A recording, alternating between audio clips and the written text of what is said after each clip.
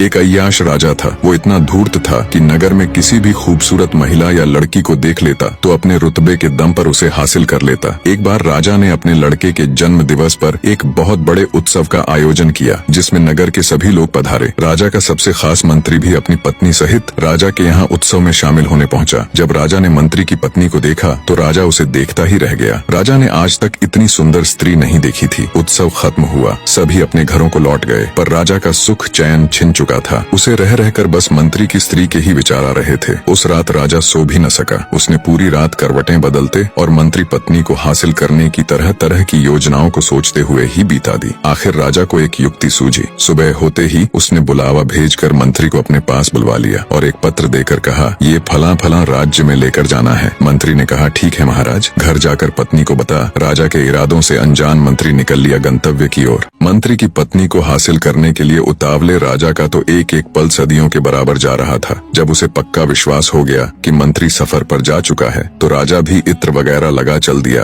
अपने शाही घोड़े पर बैठकर मंत्री आवास की ओर। जिस समय राजा मंत्री के घर पहुंचा उसी समय मंत्री की स्त्री, जिसका नाम कपाला था, नहाकर गीले बालों को घर के आंगन में बैठकर सुखा रही थी। जैसे ही उसने राजा को देखा वो तुरंत खड़ी हो गई और बोली, महाराज की जय हो। राजा ने हाथ उठा मंत्री वधु कपाला का अभिवादन स्वीकार किया। बोली, कहिए महाराज, आज इधर कैसे आना हुआ? राजा बोला, कुछ खास काम नहीं, बस इधर से गुजर रहा था तो सोचा क्यों ना अपने खास मंत्री के घर सब ठीक ठाक है कि नहीं, हाल चाल लेता चलूं। मंत्री वधु कपाला ने राजा को बिठा इज्जत और सेवा भाव से उसकी खूब खातिरदारी की और अच्छे अच्छे पकवान बना राजा के सामने पेश किए। राजा वहाँ खाना थोड़े न खाने गया था, थोड़ा बहुत खा पी अपने इरादे जाहिर करते हुए उसके हुस्न की तारीफ में बोला, मैंने आज तक अपनी जिंदगी में तुम जितनी खूबसूरत स्त्री नहीं देखी। राजा के बुरे इरादों को मंत्री वधु कपाला पहले ही ताड़ चुकी थी। वो एक समझदार और पतिव्रत नारी थी जो राजा के घर आते ही समझ चुकी थी कि राजा ने जानबूझकर उसके पति को बाहर भेजा है ताकि राजा उसे अपने जाल में फंसा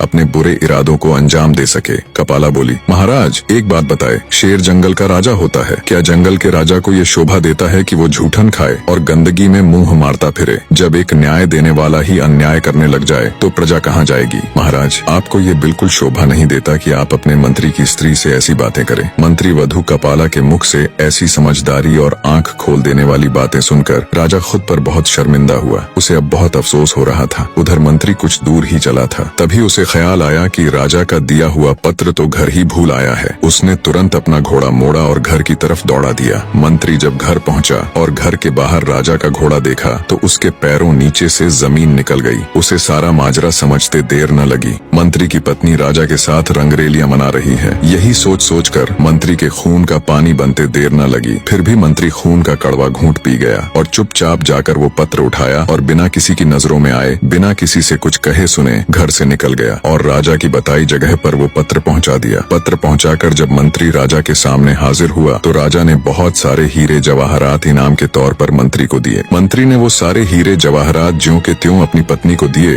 तो उसकी पत्नी ने कहा, ये इतना सब कहाँ से आया? मंत्री बोला, ये उसे राजा ने तोहफे में दिया है और उसके मायके छोड़ आया। ऐसे ही समय बीतता गया। ना तो मंत्री ने उसकी कोई खोज खबर ली और ना ही उसे लाने गया। जब इस बात को बहुत दिन हो गए तो मंत्री की पत्नी के भाई आखिर थक हार कर मंत्री के पास पहुंचे और कहा कि वो उनकी बहन को लेने क्यों नहीं आ रहा। तब मंत्री ने कहा, मैंने उसके प्रति अपने सभी कर्तव्य पूरे कर दिए हैं, वो अब मेरी जिम्मेदारी नहीं। मंत्री वधु कपाला के भाई राजा के सामने पेश हुए और मंत्री की शिकायत की। राजा ने तुरंत मंत्री को भी बुलवा लिया। मंत्री के साले बोले, महाराज, हमने एक सुंदर हरा भरा फल फूलों से लदा हुआ बाग इसके हवाले किया था, जिसमें एक मीठे पानी से लबालब भरा कुआं भी था, परंतु महाराज आपके सामने खड़े इस शख्स ने हमारे उस हरे भरे सुंदर बाग को उजाड़ दिया, उसके सारे फल खा गया और उस कुएं के मीठे पानी तक को भी खराब कर दिया। राजा ने मंत्री से पूछा, क्यों भाई, क्या ये ठीक बोल रहे हैं? अपनी सफाई में कुछ कहना चाहते हो? मंत्री बोला, जी महाराज, इन्होंने मुझे उस बाग को जैसा सौंपा था वो उससे भी बढ़िया हालत में मैंने इनको वापस लौटाया है। ये सब सुन राजा ने मंत्री वधु कपाला के भाइयों से पूछा, क्या मंत्री ठीक कह रहा है? बोले, हाँ महाराज, ये बात सही है कि बाग बिल्कुल सही सलामत है, पर राजा साहब, हम इससे बाग वापस देने की वजह जानना चाहते हैं। राजा ने मंत्री से पूछा तो मंत्री बोला,